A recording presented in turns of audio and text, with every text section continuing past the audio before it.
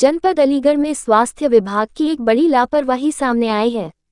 आपको बता दें कि जनपद अलीगढ़ में परिवार नियोजन कार्यक्रम के अंतर्गत 64 महिलाओं की नसबंदी फेल होने के कारण महिलाएं दोबारा गर्भवती हो गई, जिसके चलते स्वास्थ्य विभाग में मुआवजा की प्रक्रिया प्रारंभ कर दी है। गर्भवती महिलाओं ने आशा पर गंभीर आरोप लगाए हैं। वही जानकारी देते हुए सीएमओ डॉक्टर नीरज त्यागी द्वारा अवगत कराया कि नसबंदी के पश्चात गर्भवती हुई महिलाओं द्वारा अपील किए जाने पर अब तक 62 केस की मुआवजा राशि विभाग के पास आ चुकी है तथा 60 ब्लॉकों से लगभग 5 दावों को निरस्त किया गया है। नियम के अनुसार गर्भधारण की सूचना 90 दिनों के अंतराल में विभाग को देनी अनिवार्य है। आपको बता दें कि खारिज किए गए दावों में लोधा और छर्रा के दो केस हैं, जबकि इकराबाद, जवा, टप्पल व गोंडा का एक केस शामिल है। अलीगढ़ से यूपी हेड मोहम्मद हनीफ खान की रिपोर्ट। आपका रमा देवी। क्या समस्या आई है आपको? नसबंदी कराई हमने जी, तो ये नसबंदी आपके द्वारा कितने तारीख को कराई गई थी? 20 जनवरी को। 20 जनवरी को। कौन से अस्पताल में? लहरा। अब क्या हुआ है? अब हम बच्चा हो गया। तो आपने इसकी शिकायत की है, तो फिर क्या वहाँ से शिकायत करी तो कोई सुनवाई ना भई हमारी। कोई सुनवाई नहीं हुई है? नो कह दी कि जाओ अपने घर। तो आपने आशा से बोला है या सहायिका से बोला है, तो वो क्या कह रही है? हाँ। उनने भी कह दी कि अल्लाह मत मचाओ। अब हो गया सो हो गया। अच्छा, ये लापरवाही है तो उसको लेकर क्या कहोगी? बच्ची सुविधा मिलनी चाहिए हमें। तो किसकी ये लापरवाही है? ये आशा की सबसे ज्यादा। अच्छा, तो कार्रवाई चाह रही हैं? और क्या। क्या नाम है आपका? रमा देवी। गांव कौन सा है? नादर खेड़ा। और जो अस्पताल कौन सा था? लहरा। नेहरा। कार्रवाई चाह रही हैं? और क्या। सर, एक मामला प्रकाश में आया है कि नसबंदी के बावजूद भी करीब 64 महिलाओं की रिपोर्ट ऐसी आई कि वो गर्भवती हुई। क्या है पूरा मामला और क्या है नियम?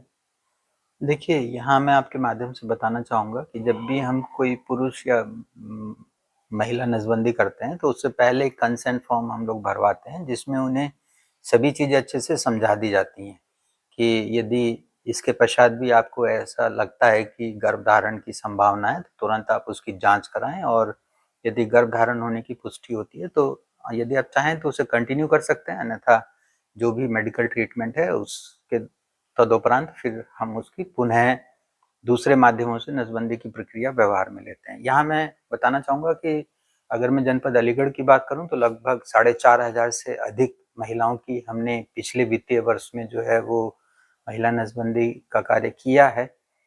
और यदि आप सांख्यिकीय आंकड़े देखें तो 1% से कम फेलियर रेट देखने को मिला है। और ये जो आपने अभी 64 केसेस बताए हैं, तो ये ऐसा नहीं है कि पिछले वित्तीय वर्षों के हैं, ये विगत वर्षों के भी हैं। तो कहीं ना कहीं अगर किसी लाभार्थी को इस सेवा का लाभ लेने के उपरांत ऐसा लगता है कि उसके द्वारा पुनः गर्भधारण की संभावना है, तो वो तुरंत नज़दीकी अस्पताल में उसकी जांच कराए। पुष्टि होने पर वो नियमानुसार निर्णय ले सकती है, वो चाहे तो उस बच्चे को जन्म भी दे सकती है। यहाँ इन्हीं सब चीज़ों को ध्यान में रखते हुए सरकार की एक महत्वपूर्ण योजना है इंडेमिटी स्कीम, जिसमें यदि कोई महिला गर्भधारण के मतलब महिला नसबंदी के पश्चात भी गर्भधारण कर लेती है और उसकी सूचना वो 90 दिन के अंदर अंदर दे देती है, तो ऐसे बच्चे के जन्म लेने के बाद जो है सरकार उसको 60,000 रुपये की नगद धनराशि जो है वो प्रदान करती है। तो कहीं ना कहीं ये जो आपका एक प्रोसीजर है उसमें प्रोसीजर फेलियर है लगभग 0.8%, 0.3%। फिर जैसे जैसे मान लीजिएगा अगर लाभार्थी की उम्र 35 वर्ष से कम है तो इसकी संभावना थोड़ा ज़्यादा रहेगी, लाभार्थी की उम्र यदि अधिक है तो इसकी संभावना कम रहेगी। तो जब भी हम शिविरों का आयोजन करते हैं तो लाभार्थियों को इसके बारे में सभी जानकारी अच्छे से दे देते हैं। तो सर, इसमें जो चिन्हित हुए हैं, क्या कोई ऐसा भी है जो नियम के बाहर जा रहा है? हाँ, इसमें 5 केस ऐसे बताए हैं जो वहाँ से हमारे पास रिपोर्ट आई है, जो 90 दिन के बाद जिन्होंने अपना प्रत्यावेदन किया है। तो आपके माध्यम से मैं फिर अपने जन समुदाय से आग्रह करना चाहूँगा कि जिन्होंने भी इन सेवाओं का लाभ लिया है और लाभ लेने के उपरांत यदि उन्हें लगता है कि पुनः गर्भधारण की संभावना है तो पहले जांच कराएं। गर्भ की पुष्टि होने पर उसका निर्णय लें मेडिकल टर्मिनेशन भी किया जा सकता है उनकी सहमति के बाद, और अन्यथा उस बच्चे को जन्म दे सकते हैं। और चूंकि हम लोग दूरबीन विधि से जो है वो इस प्रोसीजर को करते हैं, तो इस तरह के लाभार्थियों में फिर दूरबीन विधि से ना करके मिनी लैप, एक 2 टाँके का ऑपरेशन होता है, उसके द्वारा फिर इस सेवा का लाभ दिया जाता है।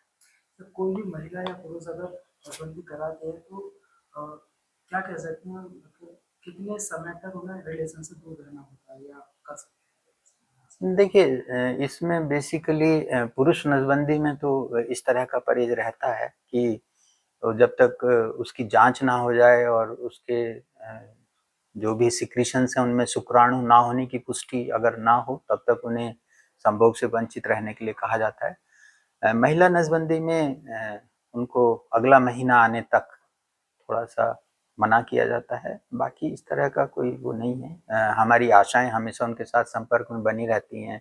उन्हें किसी भी प्रकार की चिकित्सीय सलाह या परामर्श की आवश्यकता होती है तो हमारी टीम उनको ये सभी सेवाएं देने का कार्य